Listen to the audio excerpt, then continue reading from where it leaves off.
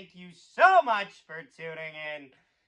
The Jets win 3-2 in overtime. And you love to see it. You love to see it. Honestly, it's one of those games that just, you're hoping the Jets get it done. Could have went either way. You really thought it was going to go the other way sometimes. But they hang on and they get the job done. Honestly, it was a great game. It was a fantastic game. It was one of those games where I really wasn't sure which way they were going to go. But, like, you know, the Jets persevered, and honestly, it starts a little scary. The first period is a lot of nothing, but there's good opportunities. Josh Morrissey nearly gets a breakaway 7 seconds into this game, and they just can't connect on a pass. The fourth line continues their momentum from what they had last game against Colorado, which was really money for them. Appleton is back in the lineup. Hayden Fleury's back in the lineup. I thought both of them were non-entities tonight. I really didn't notice them a lot, which, to Hayden Fleury's credit, it's probably a good thing, honestly. Not to say Hayden Fleury's bad, but, like, it's better I don't see him. Like, if I don't see him, he's probably making some right decisions. I didn't really see Logan Stanley much either, so there's that.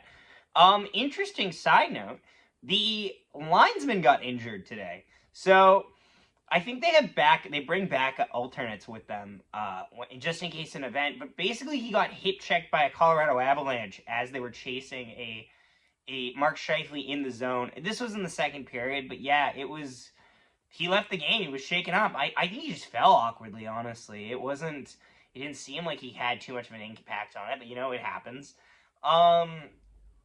So, yeah. First period, nobody scores in that, but there's a couple good chances either way. Obviously, Connor Hellebuyck looked in the zone tonight. That was great to see, but, like, that's an expectation. That is an expectation that Connor Hellebuyck is in the zone. We go into the second period. Nathan MacKinnon has evolved from scoring his own goals to also assisting his own goals. He gets a pass. He gets a step on Nino Niederreiter. This goal is probably on Nino, if I'm being completely honest. Don't get me wrong, nobody else picks up Nathan MacKinnon, but Niederreiter is the guy assigned to MacKinnon who takes a fakes. Like, basically, McKinnon's going this way, and he goes, shit, and just starts backtracking that way.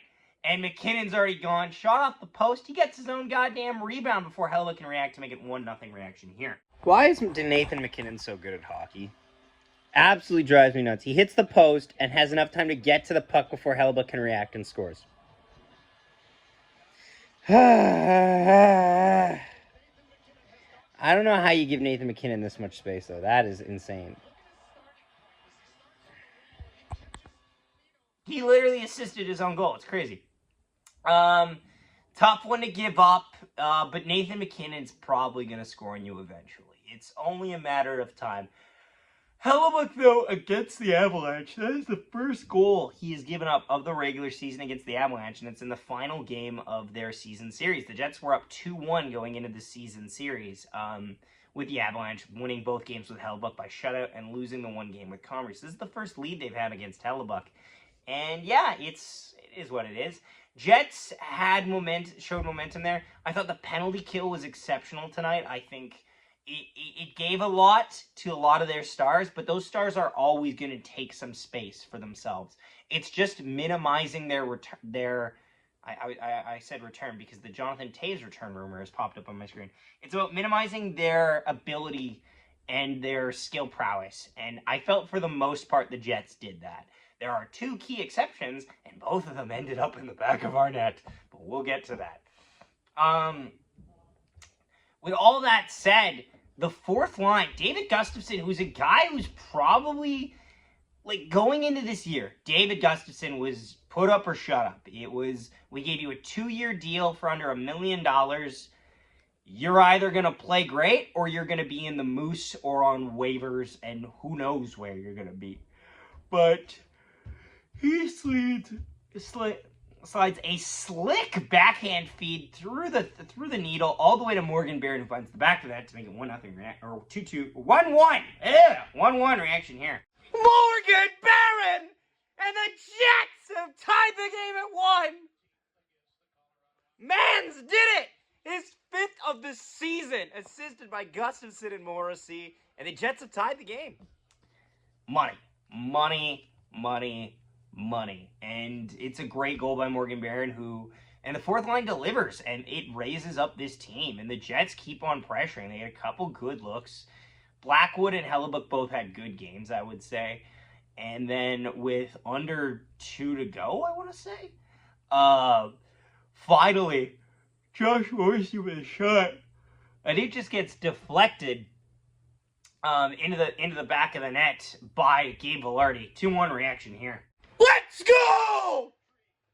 Gabriel Vilardi on the deflection! What a shift! Woo! And yeah, Jets take that lead into the intermission. And it's great, honestly. The Jets to have a lead after giving up the first goal on a McKinnon shot is great. It's a great bounce back there. Gabe Vilardi, it deflects off his leg, and then they look at it for a little while, and I was confused about that. But, there's nothing to worry about. There's nothing wrong with it. You know what I mean? But, yeah, so Gabe Vilardi gets the Jets the lead. We go into the third. Before we go into the third period, what time is it? Moose Watch!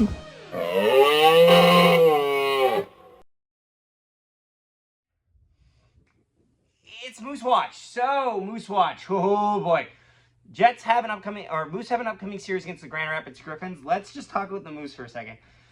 But this season kind of has featured a major loss. Nikita Chibrikov is out for the rest of the season, which is good for one thing. I didn't want to trade Nikita Chibrikov as a prospect. I thought he had skill and he had talent in the system. That means now that they're not trading him, because you can't really trade damaged goods like that. But look, the good news is you can't trade him away. The bad news is he's not accessible to help this team out. And I don't know if that causes them to make an AHL tryout deal or something like that. They've ran into injury troubles before in the past. They caused them to sign AHL tryouts. But I think they signed so many AHL deals this year. I think they're fine for that. Graham Swart also moves down to the Norfolk Admirals. He's a guy I don't think they have a plan for him, really strong plan from this year. They just want to get his feet wet in the in his professional career and see where he goes from that, if he's going to play Moose or if he's going to play for Admirals. Divvy's killing it in Admirals. Milic and Kakinen struggling with... They're struggling with workloads, but it's okay. Honestly, the Moose defense is not what it is. Isaac Phillips is settling in, and we'll see how that works. But so far, the Moose haven't scored in like a week and a half. So we'll see. But yeah, that was Moose Watch. Third period, Cale Makar. Need I say more? Oh, man, Cale Makar is good at hockey. Cale Makar is so good at hockey, and I hate that he's so good at hockey sometimes. A highlight reel goal, and we're tied at 2, and then the worst penalty of the game is called. Let's skip through this period, basically, like through it. Like, there's chances. This is dog. 4:13 to go. McKinnon has the puck. He tries to get around Ehlers. Ehlers hip checks him. Jets are about to have a 3-on-1 back the other way. Nope. They call Nikolai Ehlers for tripping. What? What the do you mean tripping? That's not tripping. That's just fundamentally not tripping. This is a hip. This is a leg. He hit him with this. Hit him more with his ass than he did with his leg. I thought, imagine if the Jets over. Imagine if the Colorado Avalanche scored on the power play. They didn't, but imagine if they did. You would be pissed.